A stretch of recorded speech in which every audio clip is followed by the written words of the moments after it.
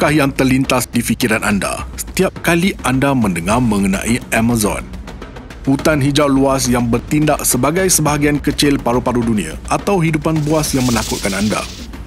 Baik kanak-kanak maupun dewasa tahu mengenai fakta Amazon yang mempunyai sungai terbesar di dunia. Tetapi, ia bukan sekadar sungai.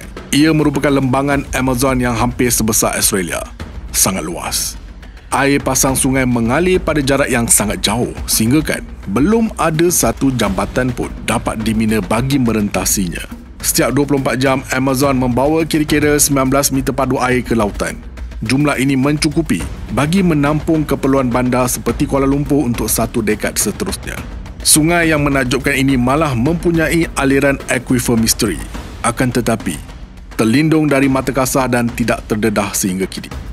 Skala besar tempat ini menjadikan ia kelihatan seperti dunia yang berasingan. Hutan Amazon turut dipanggil sebagai pusat perkumpulan gen. Lebih 1/3 daripada semua spesies biologi yang diketahui dari segi sains mendiami Amazon di sini. Dan spesies yang senantiasa ditemui. Pada zaman prasejarah raksasa yang dahsyat tinggal di sini dan saintis masih mencari baki sisa-sisa tinggalannya. Jejak budaya purba juga terdapat di tempat ini. Tidak jelas dari mana mereka datang dan lebih jelas lagi ke mana mereka pergi. Apa yang ada di bawah sungai Amazon? Sebelum tu, jangan lupa subscribe Astrolab dan on loceng notifikasi anda. Assalamualaikum dan salam angkasa dari Astrolab. Sekilas fakta, Amazon adalah sepanjang 6,270 km panjang. Ia merupakan sungai terpanjang di dunia yang menggabungkan banyak sungai yang lebih kecil. Astrolab tahu ramai yang akan membantah mengatakan bahawa sungai terpanjang dunia adalah Sungai Nil Afrika, tetapi persoalan ini masih dibahaskan dalam peringkat komuniti saintifik dan tertakluk kepada pelbagai tafsiran. Persoalan utama ialah, apakah yang dianggap sebagai sumber atau punca?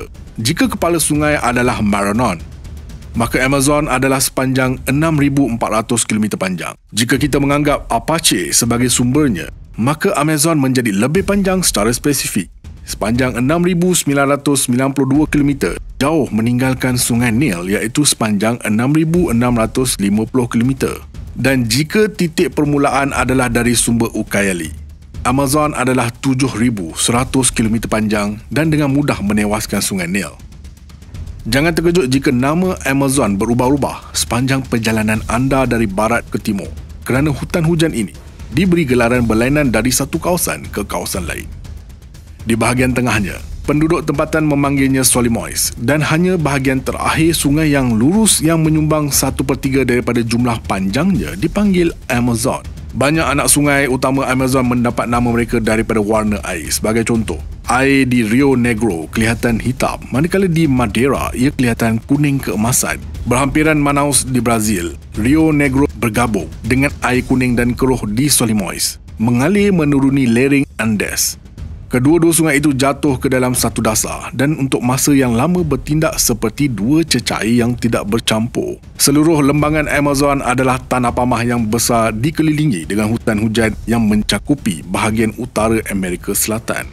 Wilayah ini merentasi Brazil, Colombia, Peru dan Bolivia. Kawasan lembangan adalah 6.5 juta kilometer persegi. Ini adalah kira-kira 5% daripada keseluruhan permukaan bumi planet ini. Sekali lagi, ini boleh dibandingkan dengan kawasan Australia iaitu hampir 7.7 juta kilometer persegi. Sudah tentu sungai itu sangat dalam sehingga kan kapal laut pun boleh bergerak sejauh 3,700 km ke hulu sungai tanpa sebarang masalah. Pada titik terendah, kedalamannya mencapai 100 meter. Sebagai perbandingan, Tasik Iri sedalam 64 meter. Sudah tentu, sistem sungai gergasi sebegitu telah terbentuk sejak sekian lama. Amazon berasal sebagai sungai rentas benua sepanjang zaman Mayosit, sekitar 11 juta tahun yang lalu. Garis besar modennya terbentuk kira-kira 2.4 juta tahun yang lalu pada Pleistosen awal. Tetapi sebelum itu, selama berjuta-juta tahun, sungai itu membentuk alur dan mengubah arah aliran ke sebaliknya. Pada satu ketika, ia juga bertukar menjadi laut pedalaman. Ketika zaman Cretaceous, Proto-Amazon adalah sebahagian daripada sistem Proto-Amazon Sungai Kongo. Ia bergerak ke arah barat dari kawasan pedalaman Afrika masa kini. Ya, anda tidak salah dengar. Afrika. Sepanjang sejarahnya, Amazon berjaya berpindah dari satu benua ke benua lain. Anda mungkin rasa fakta ini mengelirukan, akan tetapi itulah hakikatnya. Pada masa itu, dua benua besar disambungkan membentuk Gondwana Barat 80 juta tahun yang lalu. Kedua-dua benua itu akhirnya berpecah dan kebetulan Sungai Kongo dan Proto-Amazon berakhir di benua yang berbeza dan dipisahkan bukan oleh selat tetapi oleh seluruh lautan. 15 juta tahun yang lalu, fasa utama kenaikan Andes bermula. Pergerakan tektonik ini disebabkan oleh plat Nazca yang menggelongsor di bawah plat Amerika Selatan. Kebangkitan Andes dan persimpangan batuan dasar Shields of Brazil dan Guyana menyekat sungai dan menjadikan lembangan Amazon menjadi laut pedalaman yang luas. Secara beransur-ansur, jasad air yang besar ini bertukar menjadi tasik air tawar yang besar, berpaya dan haiwan marin disesuaikan untuk hidup dalam keadaan air segar. Antara 11 dan 10 juta tahun lalu, air menembusi batu pasir dari barat dan Amazon mula mengalir ke arah yang bertentangan. Zaman ais Cenozoik telah lama berakhir pada masa itu dan kehidupan di Amazon mula berkembang maju dalam semua kepelbagaiannya yang kita lihat hari ini. Sebagai tambahan kepada transformasi dramatik di permukaan ini, banyak yang telah berlaku di bawah lembangan sungai selama jutaan tahun ini. Selari dengan sungai, antipod gelap terbentuk jauh di bawah tanah dan saintis tidak mengetahuinya sehinggalah baru-baru ini sekumpulan saintis membentangkan hasil penyelidikan geologi yang meluas di lembangan Amazon. Laporan itu menghidupkan semula minat komuniti saintifik di lembangan tersebut, seterusnya mencetuskan perdebatan hangat. Saintis berketurunan India, Walia Manatal Hamzah dari Balai Cerap Negara di Brazil dan rakan sekerjanya menggunakan data yang dikumpul daripada 241 telaga minyak terbiar di kawasan itu. Pengiraan menunjukkan bahawa terdapat aliran bawah tanah yang besar di rantau ini. Ia benar-benar besar dan ia terletak betul-betul di bawah Amazon itu sendiri, tetapi pada kedalaman 4 km. Para saintis segera menamakan fenomena ini sebagai penghormatan kepada pelopornya, Sungai Hamzah. Bezanya, istilah sungai di sini tidak boleh ditakrifkan seperti mana kita memahami sungai pada kebiasaannya. Kebanyakan data dari penderia sismik dan peralatan lain di ratusan telaga lama membantu mengenal pasti lokasi akuifer. Ternyata terdapat arus, malah ia mengikuti arah aliran yang sama seperti Amazon itu sendiri. Dan itu satu-satunya persamaan yang ditemui. Perbezaan yang paling jelas ialah lebar dan halaju aliran. Manakala Amazon adalah dari 1 hingga 100 km lebar, Sungai Hamzah pula 200 hingga 400 km lebar. Para saintis yakin mengenai data ini. Sungai bawah tanah ini adalah kira-kira 6,000 km panjang. Tetapi halaju aliran adalah sangat rendah, manakala halaju purata Amazon adalah kira-kira 5 meter sesaat. Kelajuan Hamzah kurang daripada 1 mm sesaat. Ini bermakna Hamzah sebenarnya tidak layak digelar sungai. Ini boleh dibandingkan dengan halaju glasier. Malah saintis Walia Hamzah sendiri mengakui bahawa istilah sungai tidak boleh digunakan sepenuhnya pada aliran akuifer ini. Walau bagaimanapun, kerana kapasitinya yang besar, Sungai Hamzah menyumbang kepada perairan Atlantik. Pelepasan adalah kira-kira 3,000 meter padu air sesaat. Aliran Hamzah mengikuti saluran sebagaimana saluran Amazon dan mengalir ke lautan jauh di bawah permukaannya apabila melintas dari barat ke timur. Sungai Hamzah dan Amazon mewakili sistem geologi yang luar biasa bagi dua sungai yang mengalir pada tahap kerak bumi yang berbeza. Kedua-dua sistem saliran utama lembangan Amazon.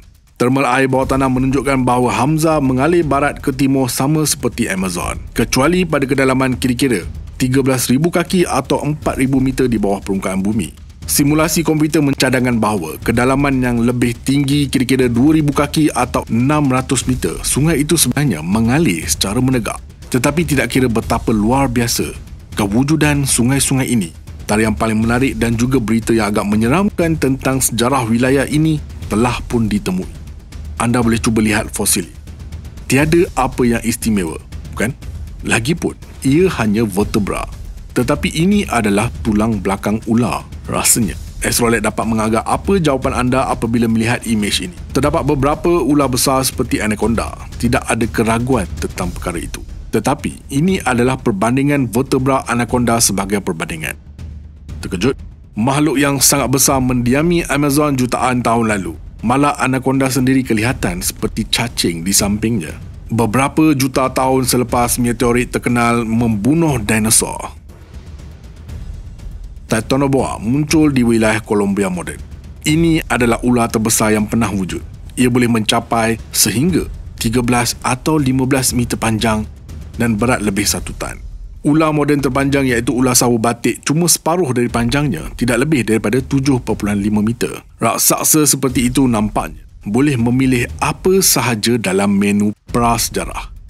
Malah penyu purba ataupun buaya purba sendiri. Tetapi sebenarnya, walaupun kedengaran menggusarkan, ia kebanyakannya memakan ikan biasa sama seperti paus gergasi yang lebih suka plankton mikroskopik dan semua jenis ikan kecil. Titanoboa telah pun pupus lama dahulu, tetapi masih terdapat makhluk di lembangan Amazon yang lebih baik kita jauhkan diri darinya demi keselamatan. Contohnya, di hutan Amazon terdapat kira-kira 100 spesies katak beracun. Ada yang benar-benar boleh membunuh orang dengan hanya satu sentuhan. Kemudian terdapat buaya, belut elektrik, ikan piranha, ular berbisa kelawar dan spesies kucing liar besar seperti jaguar. Laba-laba wandering spiders Brazil juga boleh ditemui di sini. Ia dianggap paling beracun di antara spesies dan tercatat di dalam buku rekod Guinness pada tahun 2010. Semut peluru yang sangat berbisa juga tinggal di tempat ini. Ia mendapat nama yang menggerunkan daripada gigitan yang paling menyakitkan, yang boleh menyebabkan anda rasa sakit hampir 1 hari. Terdapat juga lipan gergasi yang tinggal di sini. Malah jerung berenang ke sungai dan lautan. Lebih-lebih lagi, anaconda disebutkan sebelum ini juga mendiami kawasan ini. Sukar untuk membayangkan bagaimana sesetengah buah manusia tinggal di sini. Mereka masih mengekalkan budaya asal mereka dan tidak bercampur dengan dunia luar. Tetapi mereka telah tinggal di sini sejak dahulu lagi. Ahli arkeologi masih mencari jejak tamadun purba yang terbaru. Struktur monumental yang ditinggalkan hampir 600 tahun lalu ditemui, yang tersembunyi dari mata penyelidik di hutan tebal Bolivia. Kajian berskala besar tentang perkara ini telah diterbitkan di jurnal Nature dan Astrolab telah pun menerbitkan video khas mengenainya. Anda boleh ke playlist Astrolab bagi mengetahuinya dengan lanjut. Lembangan Amazon menyimpan lebih banyak misteri seperti ini. Dan kadang-kala, seperti yang anda lihat, wujudnya biodiversity indah hutan hujan Amazon yang sangat luas ini. Apa pendapat anda? Jangan lupa like, comment, share dan subscribe. Astrolab signing off from space.